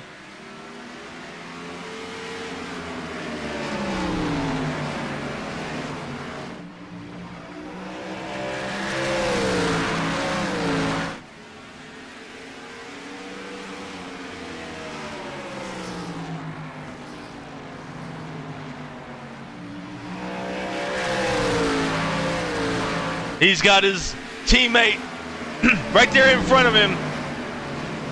He's going to try the inside a little bit, coming out of turn number 4, just to get a little clean air on the inside of that front bumper.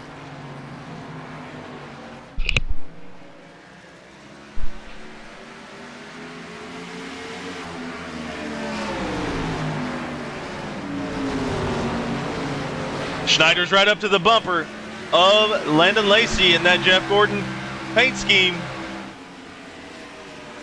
Got Bugs Bunny on the hood.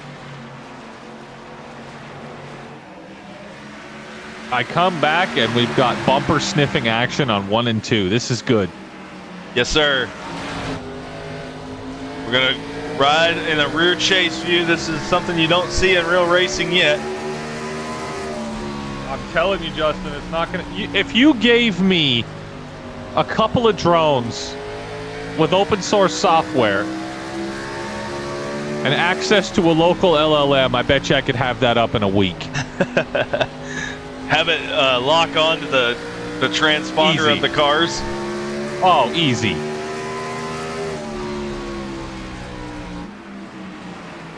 Here they go down into turn number 2. Coming onto the back stretch.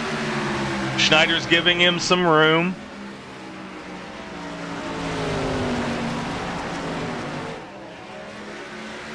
I think Schneider's going to go for a Hail Mary here, Justin. How many pit stops do we have left till the end of the race? I'm saying maybe 1 at the most. Landon is coming out of pit. He was involved in an incident earlier where he backed into the fence. It took him 7 laps to get it fixed. Jeremy Poole is now pulling it out of pit. Right here in front of the leaders. This could cause a little bit of a slowdown. He was off the track enough it didn't phase them. This is the battle right here. This is for the win of this race, probably, if there's no more cautions. But we are not promised that in this race. Justin, if you didn't knock on a piece of wood right after that sentence came out of your mouth, I swear I didn't. I'm going to start saying absolutely after every sentence for the rest of this broadcast.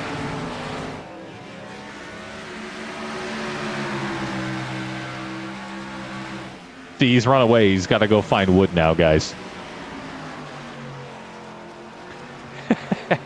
Jacob Schneider sniffing up on the bumper, Landon Lacey. We're down to under a tenth, and he's going to try and make a pass on the inside. Is he going to be able to complete? No, he's not. Landon's able to hold him off. Let's see if Landon can get defensive here and take back that front position. It's looking like he might be able to, but he's not committed to the squeeze.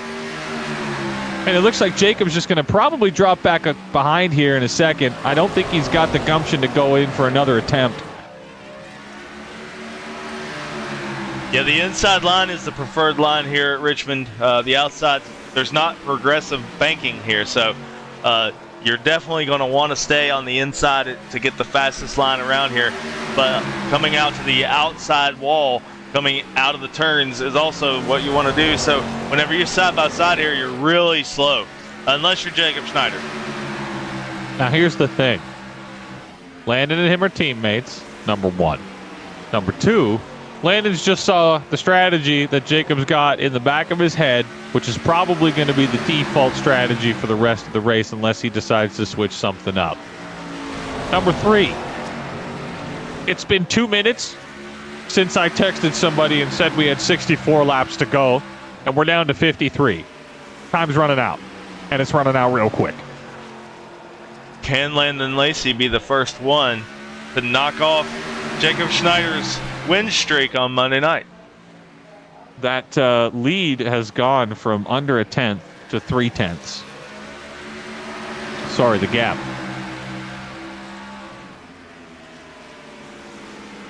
Take it away for a second. I'm in a chat with some officials. Yeah, no problem at all. The lead from Landon Lacey, just previous to Jacob Schneider making that move, was sitting around just under a tenth. We'll call it half a tenth for what it is. Right before he got super confident and got in on him. Now, it's about more than that. It's about position. It's about airflow. It's about position on the track. It's about a whole bunch of other factors. But Jacob Schneider is a comfortable driver, and he's fighting against a teammate here, so maybe we see a little bit more aggression. I'm really hoping we see something soon, because like I said before, he's running out of time. He's running out quick. A little bit back in the race there. Kyle Sosnowski getting pretty comfortable in third, but also bringing that time up. He's catching Jacob. Last time I looked at him, he was sitting at negative 3.26. And we're now starting to see negative 2s. If that continues, again, barring no cautions, or maybe with a caution, we could see this tighten up. Daniel Blanco comfortably in 4th position, and that just seems like where he's going to be. I don't know if that's changing. I don't know if that's going to change. I don't know if it's going to change for the rest of the season. And rounding up the top 5 with Dylan Davis, comfortably in 5th. He's got about a 3-second lead going back to 6th on Cody Johnson. Jacob Schneider, just in that conversation, guys, has lost another 2/10. He's sitting 4/10 back from the leader, Landon Lacey, now. And again, like I said before, he was comfortable making that pass when he was just under a 1/10 of a second. If Landon keeps this pace up, we might see an actual upset for the first time. This would knock Jacob Schneider off 16 wins in a row on Monday nights. Yes, sir. And so, with that being said, you know, Landon Lacey being his teammate would be fitting as the guy who knocked him off his throne. It really would be. My apologies if we're getting some support from the actors in the back of the room, a.k.a. my 2 cats. They're going buck wild over here in the office. With a little bit of lull in the action, I'm going to pull in our in-race reporter. Please. Cody Johnson, our in-race reporter. How's it going out there, man? Well, this thing's kind of hateful. The driver made some changes before the race, and I am just tearing apart right fronts. That is unfortunate. You've seen a lot of cautions tonight so far, 7. That's the most in the entire season that we've had in one race. Is it just because lack of practice, or what do you think? I mean, I think that has something to do with it. That's kind of always a constant for some people. I think a lot of it is track and car combo, though, too. There's not a whole lot of grip out here, and these cars have a lot of power to not have enough grip. So it's kind of a combination of 2 things there, but it's a tricky one tonight, that's for sure. Yeah, Jacob, you got anything you want to say to Cody before we let him concentrate? I was going to ask really quick, Cody, is the mental game part of it here when you start having a race with that amount of cautions, one after another after another? You got to get frustrated as a driver, man. To be completely honest with you, if I was, one of the Jacob Schneiders, I probably would be in the position that I'm in right now, where I can't keep a right front tire on the car. I'm loving these cautions because it's helping me more than anything. There's no rhyme or reason that I should be on the lead lap right now. Those cautions are helping me with that, and I mean that's just purely ego for me more than anything else. But if I was having a better race and wanted to actually get up there and battle with some people, it would be very frustrating. But it's helping me tonight. Cody, we appreciate you being with us in the booth, and good luck out there. Keep the car clean, buddy. Yeah, we're trying. That was Cody Johnson in the 13 PRA car, board of directors member on the team, the board. He's the only one that is out on the track tonight. All the rest of the board members did not make the race. Rodney Roberts and Joey Kuba are not in the race tonight. So I just wanted to give him some time there. Real missed opportunity for you guys to just run a piece of plywood around the track, Yeah. Well, the actual team logo is just a board that says "the board" on it. It looks like a paddle. Looks like something you'd use in the school or something. They're gonna use the board on you.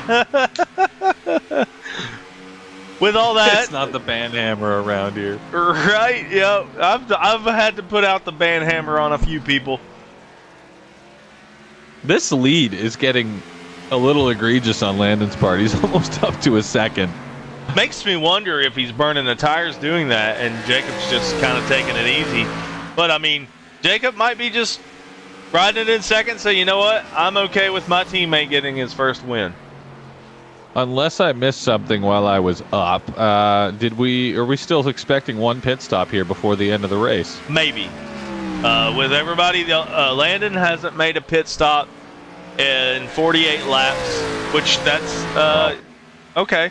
Landon and Schneider both have been they're on the same pit cycle right now. Both of them have 49 laps since they've pitted. And Kyle Sosnowski as well. So the first 4 cars are all in the same pit cycle. Okay. That could shake things up depending on pit strategy here and how comfortable these drivers are. Yes, sir. Dylan Davis has 10 laps less on his tires than all the rest, and he is 14 seconds back. If these guys burn him up, Dylan Davis could start catching up near the end of this run. They really could. I was also thinking Blanco's a risk taker. He may or may not opt to not go for a full set of tires here and just go for the faster stop to try and make up time going for that podium position, because he's not far behind Sosnowski right now. He is not. He is actually 0.6 of a second, and it's actually a closer battle than the one we're watching. They're really, really close. This has developed in the last 6 laps. Blanco's pushing that car really friggin' hard right now. I'm wondering if this is because he's got his teammate Davis behind him. We mentioned it earlier. He had backed off in the race a bit, and albeit it looked a little intentional, but all of a sudden Dylan Davis and him are now together, and they're running real well.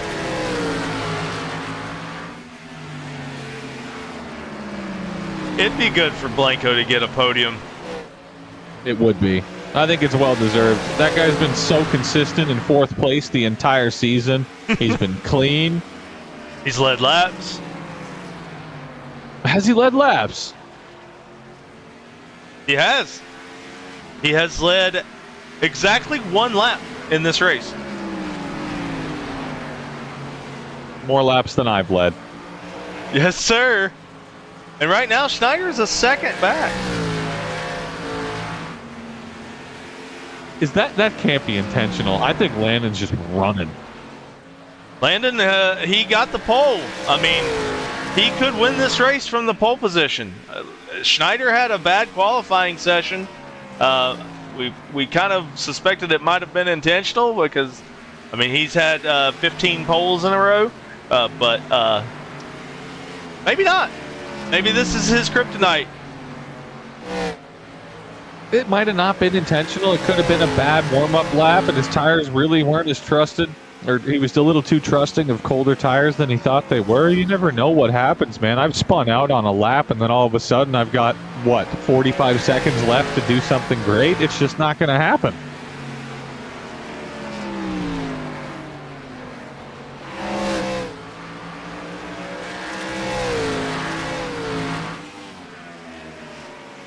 The standings are going to get third shaken and up. fourth battle. Look at how close these guys are getting. Oh, yeah, Blanco's got up to him. Look at that. Like, real close. He's trying to push it, and he's trying to push it hard. Look at him, trying to get on that power as early as possible. But Kyle just looks like he's got, like, that 10% more grip. That car's just taken off a little quicker, but he just made contact with the wall. He did. There was sparks flying. And we know that he's already spun out once during this race. Mm-hmm. If Blanco applies enough pressure here after that incident, he might be able to drum up enough nerves in Sosnowski to really throw him off. I could see Blanco playing a mental game here. There's some wiggling going on there by Sosnowski. I don't think that car's happy, man. He smacked that wall real hard, and it didn't look like it was. It didn't look like it was fender contact. It looked like he might have smoked that tire right into the wall. This battle's getting pretty good here, and just as I said that, Cody Johnson and Dylan Davis just went a lap down, which is a battle for position as well. Here's the battle right here. There's the leaders. Schneider's caught up behind them. I had to cut to it because there was some action going on here that I had to catch. Wow. These are 2 battles for 4 positions. 81. Oh my gosh, look at this. Oh, Cody and he Johnson just killed the smoked wall, the wall. but he's still going to make the pass on Dylan Davis. No caution. He kept the car under control. He's playing it cool. And he's just trying to get on that inside line to try and make up a little bit of time, probably for hitting that wall. I just got to say that Cody Johnson and Dylan Davis and I go all the way back to our Wreckfest league here in PRA, PC Wreckfest. We kept it up for about 3 years, and so these guys have been with me since a long time ago. So it's good to see them racing side by side here in Richmond. I've seen them race in Wreckfest. Dylan Davis is a really good Wreckfest racer. He's won many races before. I'm going to sound like a complete ignoramus here for a second. I don't think I've ever heard or looked at a Wreckfest gameplay ever. What is it? Wreckfest is a video game, racing game that is focused on wrecking and demolitions and stuff like that, but the physics in the game are so good with the damage and stuff that it's really awesome to do stock car racing with and stuff. It's really, the physics are real good for rubbing up against, in iRacing, when you rub up against each other, one person normally spins. But in Wreckfest, you rub up against each other. That's not going to happen unless someone's intentionally going to wreck you. So it's really exciting to watch sometimes. We still have the active PSN, PlayStation Network Wreckfest League that's on Monday nights at the same time this is going on.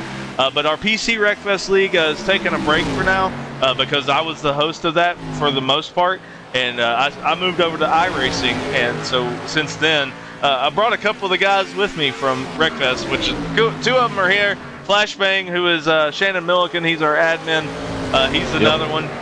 There's several others too that have came from Wreckfest that are no longer racing in iRacing.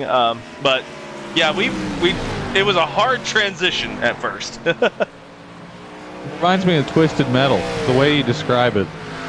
Yep, it's a racing game, and it's got a lot of mods, so you can get real racetracks in it, like Talladega and Bristol. Some of our favorite races have been at Bristol. And Daniel Blanco has fitted. And here it might be the strategy play that I was talking about from him. 17 laps to go. 3 cars on the lead lap. This might be the strategy play from Blanco. Let's see what happens. Pressure That's tires. Interesting. Pressure tires are faster. He's down a lap, though. I'm wondering if he's banking right on these guys pulling in. He's 1 lap down. If a caution came out right now, it would screw his strategy hard. He's flying, though. He barely slowed these guys down.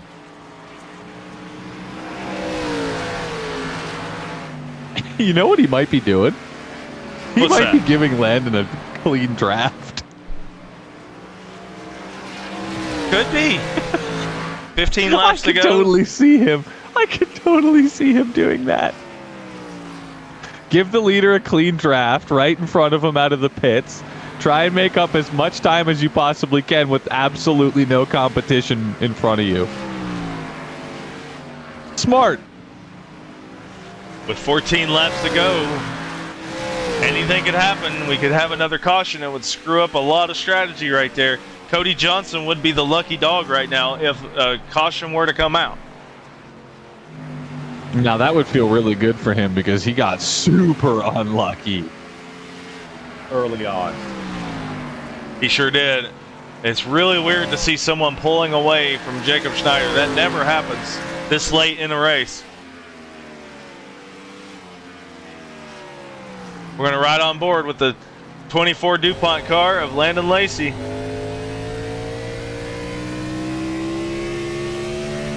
Is he going to end the 16 race long Monday night streak of Jacob Schneider? Listen, barring any kind of caution, let's be honest with ourselves, he's looking pretty damn comfortable right now. Okay, maybe not so much. I should just stop talking when we're in cockpit view. It's good to hear them. That's like the 4th time, man. It's good to hear the engines roar. Right now, there's really no battles going on. The closest gap is Blanco to Dylan Davis, and that's a 3.89 second gap. And Blanco's really the car to watch right now because he pitted. He's got fresh tires. He's going to come up through the field here. He might get back to fourth before the end of the race with 9 laps to go. I hope he does. I'm really curious to know why he pitted if he didn't think he was going to be able to just send it on these guys the whole time.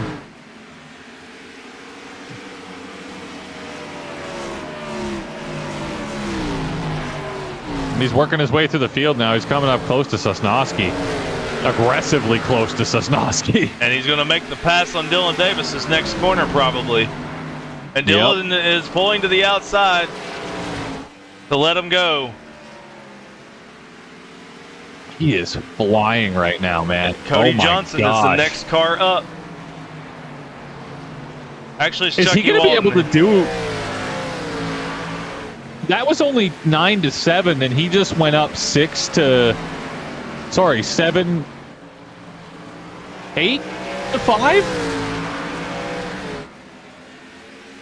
Something like that. Man, he might be able to pull off some miracle here. We'll see. I don't think fuel will be an issue. But I don't know where their tires are at this point. Landon Lacey, 6 laps to go.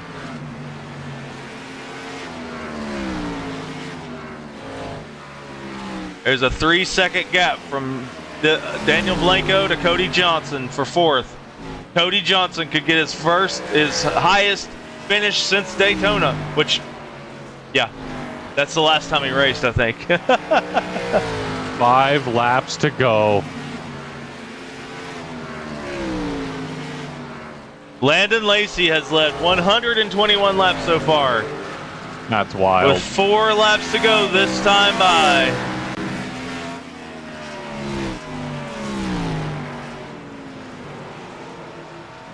Coming down These to the guys back are doing stretch. real good keeping it clean right now. That was rough for a while. Blanco has caught Cody Johnson that fast. He caught 3 seconds in 2 laps. That's what I was saying earlier. This is the race for fourth place. He did a ridiculous amount of catch up in under 2 laps. It was insane. He is up to 4th place, but it's too little too late. 3 laps to go. Barring a blown tire by the top 3, Blanco will not get his lap back. 2 laps to go with Landon Lacey. 124 laps led. The most this race. The first time this season that somebody besides Jacob Schneider has led the most laps. The first time in 17 races someone on Monday night has led more laps than Jacob Schneider. 1 lap to go for Landon Lacey in the 24 DuPont car. I think we finally have it. He is still gaining time over Jacob Schneider. Jacob Schneider That's wild. is over 2 seconds back. The checkered flag is waving. Landon Lacey comes off of turn number 4. There's cars hitting the wall right in front of him. And he wins at Richmond Raceway. Landon Lacey has dethroned Jacob Schneider. A little friendly play at the end of the race there from the teammates. That's good to see. That's unbelievable, man. Wow. To see these guys keep it that clean for, the amount of... Look, okay, we just had a wreck there at the end, but we'll ignore that and say that didn't happen. To see these guys keep it as clean as they did after the frustration that I'm sure a lot of them felt for that middle portion of the race. Good on everybody. That was a damn good race. Baby. As he should.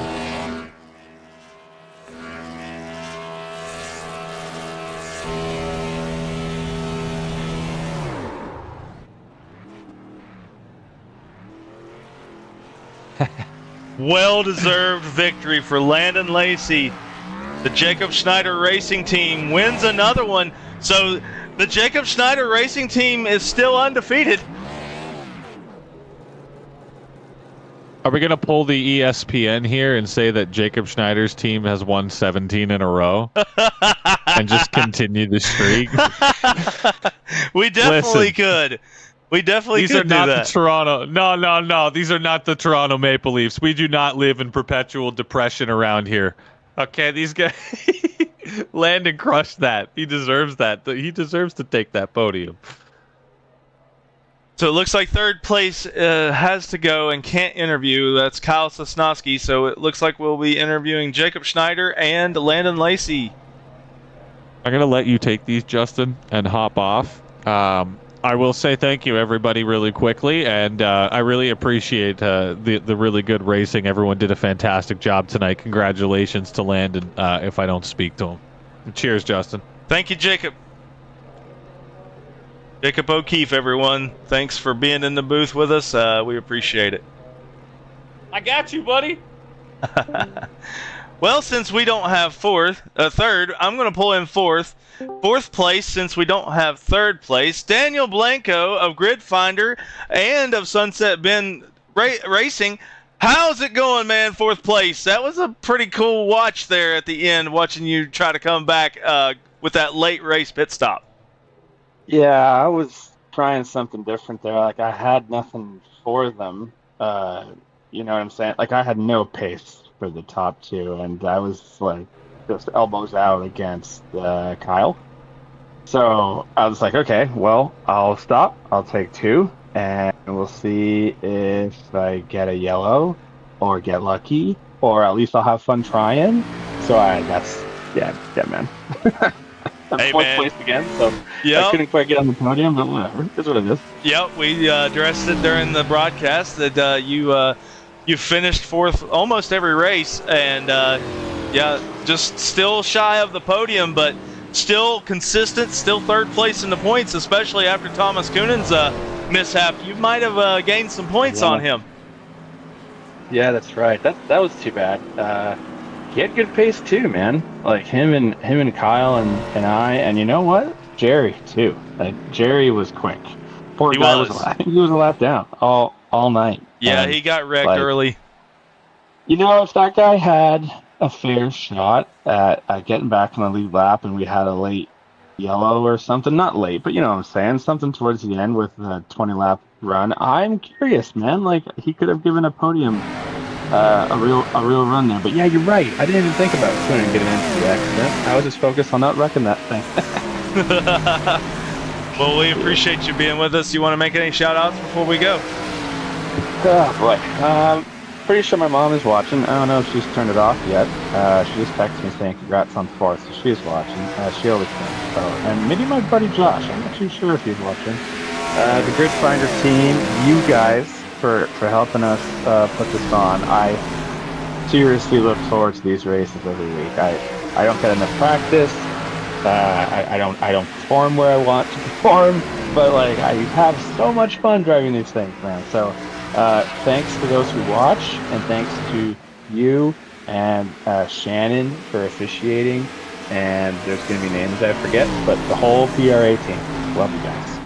We love you as well, and you and Grid Finder, you've been great to us so far, and we appreciate you, and we look forward to more of these Gen 4 Nostalgia series in the future. Yeah, man. Oh, I intend on keeping it around. So. Absolutely, so do I. Thanks, Justin, man. Yep, have a good one. Yeah, take care, buddy. And that was Daniel Blanco, and I'm going to move up to a different channel here to pull in second place. I'm pulling in second place Jacob Schneider at this point. Jacob Schneider, it is your first time since being in PRA on Monday nights that you did not win a race. How does it feel? I'm happy. I'm happy for Landon. I figured that's what you would say. I figured that you'd be happy that your teammate wins. Hey, we already said it on the broadcast. Jacob Schneider Racing wins 17 in a row. yeah, as a team, yep, we're still undefeated as a team. I just said that to him before you pulled me over. Well, what are your thoughts? What happened, man? You looked like you were reeling him in, and then you just lost him. Yeah, so I knew that the car gets tighter as you run. So I knew my only chance to pass him would have been on new tires when I still had turn in the car, because dirty air makes you even tighter. So I knew how to get it done right away if I was going to do it. We were just too even to overcome the dirty air. Like when I was in front, I pulled away. When he was in front, he pulled away. So I had to try it, and I didn't get it done, and I burned the tires up, and that was it. Once they're hot, there's no reset until yellow comes out. Well, you've now been dethroned. The streak has ended. Are you going to start a new one, or what's your plans now? We got one more week next week. We'll see. I mean, I'm pretty sure I don't need a win now with Thomas going out. Probably have a pretty massive points lead, so we'll have fun and probably have to beat Landon again. I think Landon's probably found some confidence, and he had some issues with his wheel that he found this week, and that helped him out. So there's no reason he shouldn't have been running this good all year. So I don't see why he won't be the one to beat next week as well. That sounds good. We thank you for racing with us again, Jacob, and we'll see you next week. And congrats again on extending your points lead. I appreciate it. We'll try to bring it home next week. All right, we'll see you next week. Thank you. Every week. You too. And with that, we will pull in last but not least the race winner, Landon Lacey. For the first time in PRA history, you have won a race and you beat your teammate Jacob Schneider. You dethroned him 16 races in a row. He did not win tonight, but Jacob Schneider Racing is now 17-0. How does it feel? I mean, it feels really good. I'm not gonna lie. Kind of sweated my you-know-what off to win this thing. But no, I had this. I kind of had this week circled. This is by far my favorite racetrack on the sim. I don't know what it is about this place. I've just picked it up very well. And I had some issues with my wheel that I had to get figured out. It's been causing me a lot of issues, putting a lot of extra wear on the right front tire that I didn't need. But figured it out this week and came to a track that I have a lot of confidence in. And man, there's nobody I'd rather race than Jacob. And to beat him means a lot, but also at the same time, he's a great friend of mine, and there's nobody else I'd rather race against. Sounds like there's some camaraderie there between the two of you, and man, you guys had a clean race. There was not a whole lot of side-by-side action, but he tried to make it side-by-side for a little while. What's in your thoughts there to try to keep him behind you? I knew he was going to push there on that restart. I know these cars, the more you sit behind somebody, the faster you burn that right front tire with the dirty air. Even at these short tracks, these cars, you need all the air to the nose that you can get to help, produce the most downforce that you can. And with a car in front of you, you have to put that little extra effort into the wheel to get it to turn, and it just puts a little bit more wear on the right front. So when he got under me there, going into 3, I tried my best to pinch him, but also leave him room. Tried to be, as respectful as I could, and just tried to make sure I kept that clean air and kept the lead. And he stayed there a couple more laps after that, and then I slowly started to notice him fall off. I thought he was just backing up. I thought maybe he'd overheated his tires, that he was just cooling them down and setting up to make another run. And then he told me his right rear was angry at him, and I'm like, well, my right rear is still fine. So all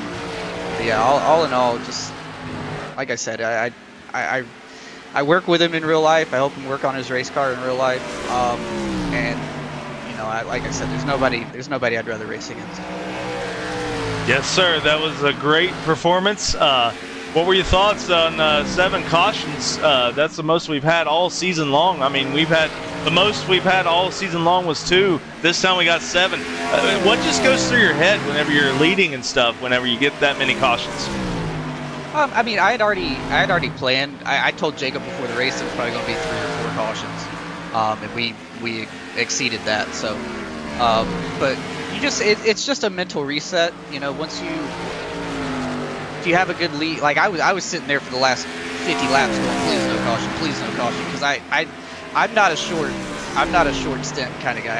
I'm not good at making speed on short runs. I'm better at saving tires and having pace on the long runs. I knew if we got a caution, he was probably going to beat me. But you just have to mentally reset. And it's basically just like restarting the race all over again. But you just have less time to get done what you need to get done. But all in all, hey, I love it, dude. I'm hot right now. I'm not even gonna lie to you. Man, that was an exciting race. And I'll just be real. It's great to see someone win besides Jacob. That's no offense to Jacob, but it gives the confidence back to other drivers that he can be beaten. So we appreciate you doing that tonight. You want to make any shout-outs before we go? Oh yeah. First of all, shout out to these guys that run every week in, week out. These guys have a lot of respect for each other, very respectful on the racetrack. I enjoy racing with these guys every single week. Thank you to you for doing the broadcast. I know it takes a lot of time out of your day to put this all together, so thank you for doing that. And everything you do behind the scenes. I don't think anybody realizes what all you do behind the scenes, but you do a lot. We very much appreciate it. Everybody, all the admins, Shannon Milliken for running race control. Thank you to him. And boy, thank you to my teammate, dude. I'll tell you, he's fast and he wins, but he's so humble. He's so respectful. And I wouldn't want to be a teammate with anybody else. Yes, sir. It looks like you guys got a good thing going on, and I just want to thank you guys for racing with us here in PRA, and hope to see a whole lot more to come, and hopefully we'll get some more racers in the same skill range, and we'll have some awesome racing. Yes, sir. Looking forward to it. Yes, sir. Well, we'll see you next week, and good luck again, and maybe you'll get win number 2. Yes, sir. Thank you very much. Have a good one. You too.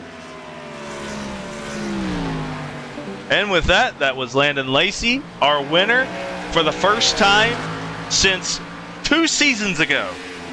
For the first time since August of 2025, someone else besides Jacob Schneider has won a race on Monday night here in PRA. And it couldn't have been anybody better than his teammate, Landon Lacey. We feel for Thomas Coonan and Jerry Hendrickson. Both of them were taken out of the race early tonight. It's just unfortunate that does happen in short track racing. But, tonight was Landon Lacey's night to lose, and he didn't lose it. He led 126 laps of the 175, with Schneider leading 47 and Blanco leading 1. I'm not sure about the Chucky Walden leading 1 lap. I think that was a bug. I think iRacing lied to us because I've never seen him up front. Anyway, I hope everybody enjoyed the broadcast. Next week, I gotta pull it up here. Next week, we will be at Homestead for the final race of the season. So, with that being said, Jacob Schneider has become probably the interim champion until we finally take the green flag next week at Homestead. We appreciate everybody watching. Thank you for all the drivers that come out every week to do this. I know that it takes a lot of time on your end as well. I'm Justin Phoenix for Jacob O'Keefe, Jacob Schneider, Cody Johnson, Shannon Milliken, and all the board of directors of PRA. We thank you all for watching, and we'll see you next week for the season finale at Homestead. Good night.